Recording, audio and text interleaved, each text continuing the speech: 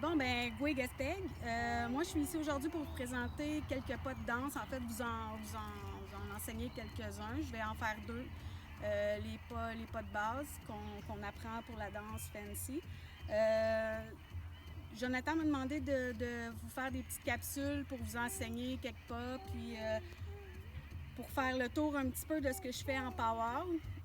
On va essayer de faire ça dans le plus simple possible pour que tout le monde puisse participer. Puis si vous avez quoi que ce soit, des questions ou si vous avez des envies, ben gênez-vous pas pour le partager avec nous. D'abord, on va partir avec le pas de base qui est quand même assez simple. Déjà, il faut adapter notre oreille à la musique parce que c'est pas une musique qu'on entend beaucoup et qu'on entend souvent.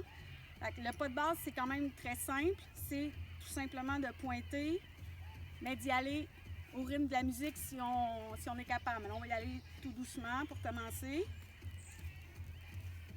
Dans la fancy, c'est quand même une danse qui est relativement rapide. C'est sûr que là, je fais le pas de base, mais vraiment tranquille, parce qu'en principe, toute la danse, on la saute. C'est vraiment plus rapide comme pas.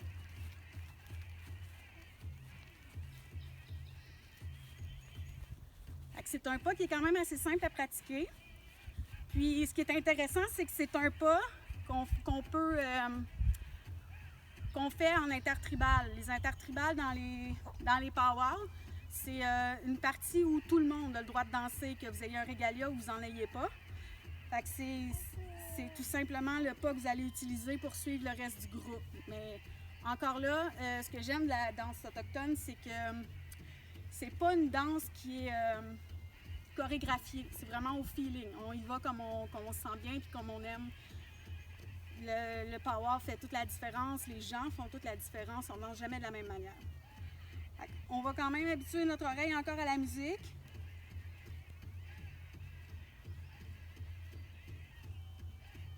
En power, c'est une autre différence de ce qu'on voit ici, c'est qu'on bouge beaucoup.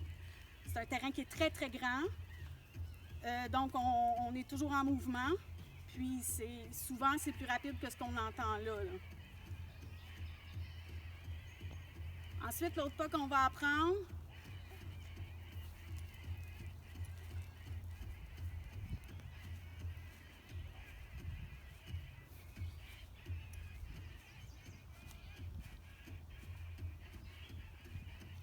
ça c'est exactement la même chose, beaucoup plus facile de sauter que sur place comme je le fais là. Là, je perds l'équilibre, c'est tout sauf évident.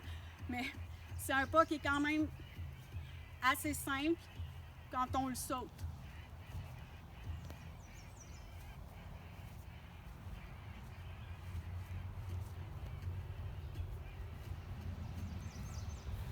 Alors, pas qu'on pourrait pratiquer déjà en le faisant quelques fois au son de la musique, écouter la musique souvent, l'écouter surtout être au bon rythme.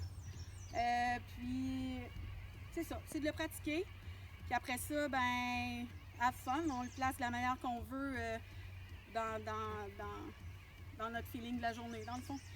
Là, ce que je vais faire, c'est que je vais vous présenter les pièces d'un régalia. Moi, j'ai le mien ici.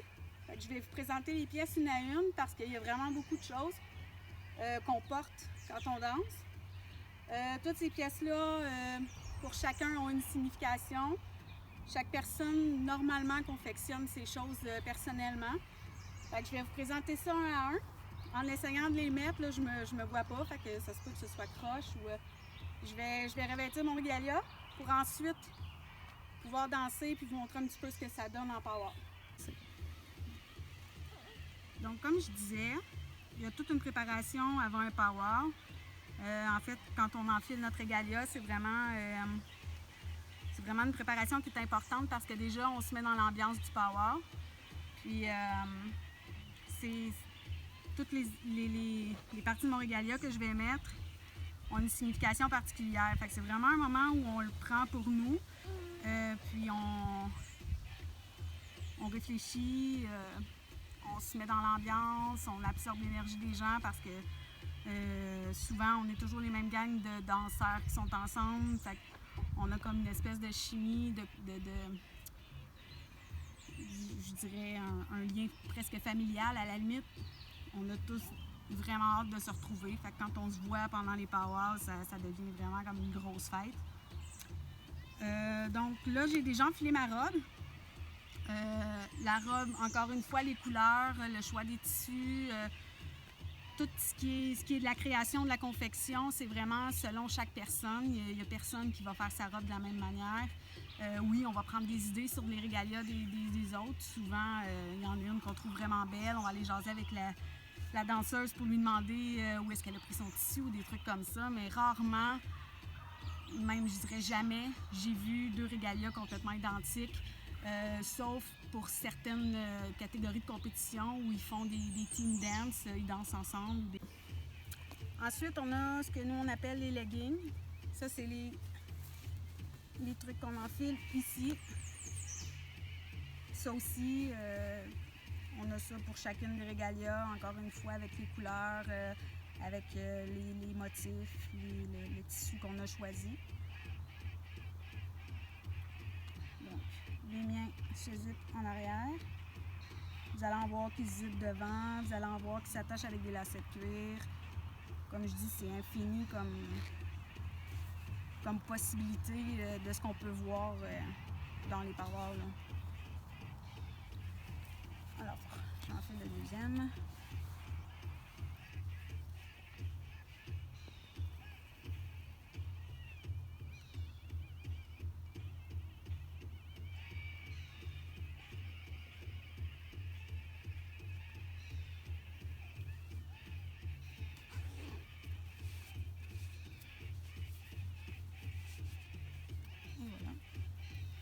Ensuite, on a, ça c'est les plumes. Ça aussi, encore une fois, il y a différents modèles, différentes façons de la porter. Il y a des danseuses qui portent des plumes droites. Il y en a d'autres qui portent des plumes de fantaisie comme ça. Encore une fois, souvent c'est une pour chaque régalia. Ensuite de ça, il y a le perlage. Ça, c'est vraiment la partie où, comme je dis, on y va vraiment d'une touche personnelle pour ce qui est des couleurs, pour ce qui est des modèles. Puis ça, c'est vraiment un travail qui est long, mais qui est plaisant à faire. C'est un peu comme, pour certains, j'imagine, une forme de méditation. Moi, ça me permet vraiment de décrocher quand je fais ça. De me demander combien de temps j'ai passé sur chaque pièce de mon perlage, je pourrais pas le dire parce que c'est vraiment encore là au moment. Quand ça va moins bien, quand ça va bien, c'est des moments où je m'assois puis je prends du temps pour moi puis je perle. Fait que c'est pas quantifiable le temps qu'on peut passer là-dedans. Alors moi, j'ai mon bandeau qui est perlé. Puis ça, encore là, c'est pas tous des accessoires qu'on doit avoir absolument avec chaque régalia. Il y en a qui portent simplement pas de bandeau, il y en a qui portent pas de barrette, il y en a qui portent pas presque pas de bijoux en fait. C'est vraiment encore une fois un choix personnel. Ça, c'est ce que on appelle le choker. C'est le collier qu'on porte vraiment près du cou.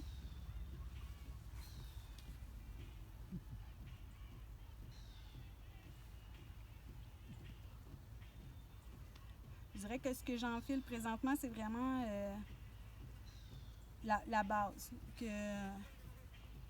j'ai appris à faire puis que j'ai fait en premier. Après, le reste, c'était des ajouts, encore une fois, pour personnaliser vraiment mon image à moi. La barrette aussi. Ça, c'est la barrette qui va tenir la plume derrière ma tête. Puis encore une fois, ça, c'est vraiment un incontournable pour la plupart des danseuses de fancy, mais encore une fois, c'est possible que vous en voyez qui n'en ont pas du tout. Mais je dirais que la plupart des danseuses, surtout fancy, ont la base de ce que je vous montre là. Là, je ne sais pas si ça va être droit, parce que je vois rien.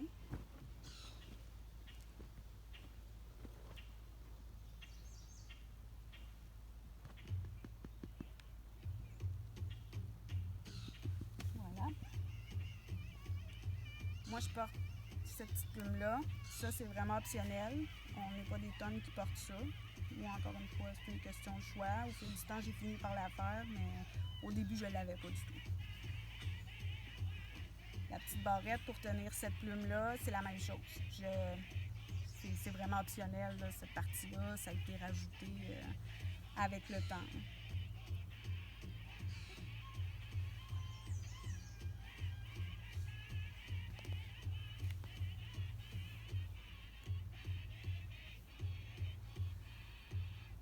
Voilà. Ici, j'ai ce qui va sur mes tresses. Ça fait quand même partie des incontournables aussi, là. La plupart des danseuses en ont pas toujours perlé. Souvent, j'en ai vu avec des pièces de cuir ou même, j'ai vu ça récemment, je trouve ça vraiment joli. C'est fait avec l'écorce de bouleau. J'ai vraiment trouvé ça original. Je connais pas la technique encore, c'est sûr que je vais essayer de l'apprendre, mais j'ai vraiment trouvé ça très joli.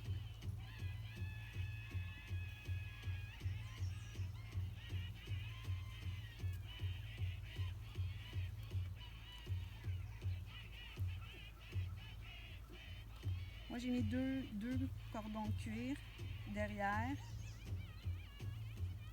comme ça, pour pouvoir le fixer plus solidement sur ma tresse parce que, comme on bouge beaucoup, souvent, il descendait ou il tenait pas bien.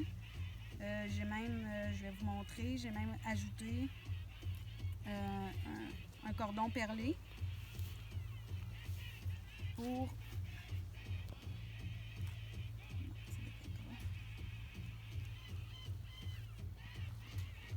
comme ça ici,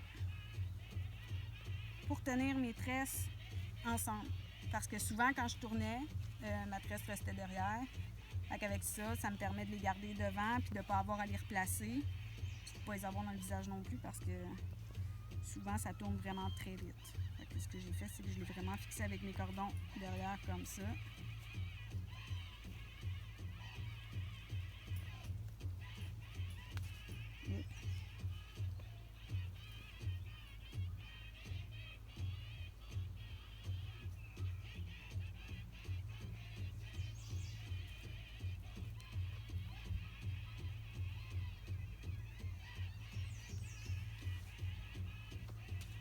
J'imagine que vous allez comprendre que quand on va en power, normalement la grande entrée se fait autour de midi 30. Il ne faut pas arriver à 11h30 parce que c'est long.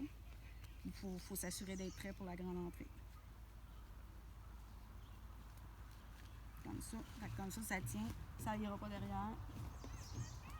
J'ai un médaillon, même chose. Ça, c'est pour ma fierté de faire partie de l'Espègle, pour mon identité, mais c'est vraiment propre à chacun. C'est pas tous les danseurs qui en portent un. La plupart du temps, on les voit surtout sur les danseurs masculins. Moi, j'ai choisi que j'en portais un quand même pour justement pour identifier d'où je viens, puis m'afficher fièrement. Mais c'est pas toutes les danseuses qui le portent. J'ai les boucles d'oreilles.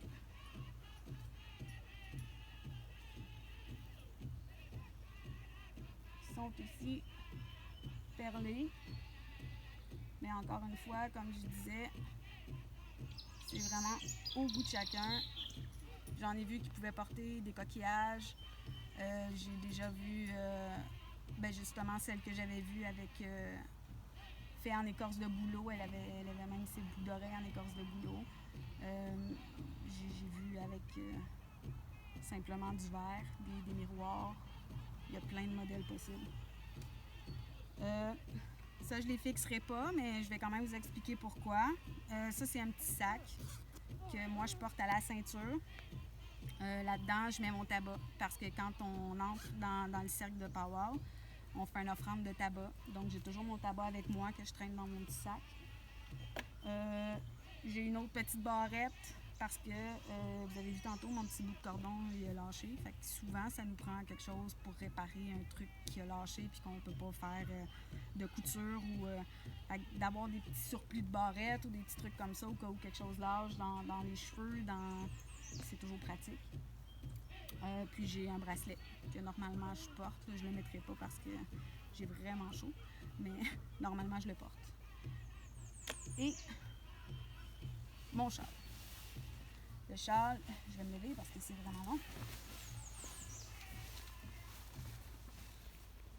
Ça, c'est ce qui définit la femme fancy, en fait. C'est ce qui fait la différence, c'est ce qui nous distingue des autres danseuses. Quand vous voyez une femme avec un châle comme celui-là, c'est parce que c'est une danseuse fancy. Alors, je vais enfiler mon châle, puis ensuite de ça, ben, on va pratiquer quelques pas de danse encore, puis on va essayer de vous donner la piqûre.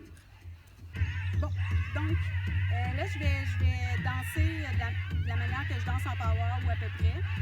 Je vais essayer d'utiliser les pas que je vous ai montrés au départ, fait qu'on se souvient vraiment que c'est le pas de base, où on essaie idéalement de suivre le tempo de la musique. Ensuite, on a les pas de côté. Je vais essayer de les inclure dans ma danse, mais comme je disais, c'est pas pour tous les danseurs, je pense qu'ils vont répéter la même chose. C'est vraiment une danse de feeling et non une danse chorégraphiée. Donc, jamais une fois je vais danser de la même manière ou je vais exactement faire les mêmes pas dans le même ordre. C'est vraiment, on y va comme on le sent. Fait que je vais quand même essayer de les inclure, évidemment, mais le reste, c'est vraiment à votre goût. Amusez-vous. Si vous pratiquez en même temps que moi, amusez-vous. Laissez-vous aller. Il n'y a pas de bonne ou de mauvaise manière. Il faut juste avoir du plaisir pour profiter du moment. Donc, je vais vous partir ça. Puis, c'est ça. Have fun.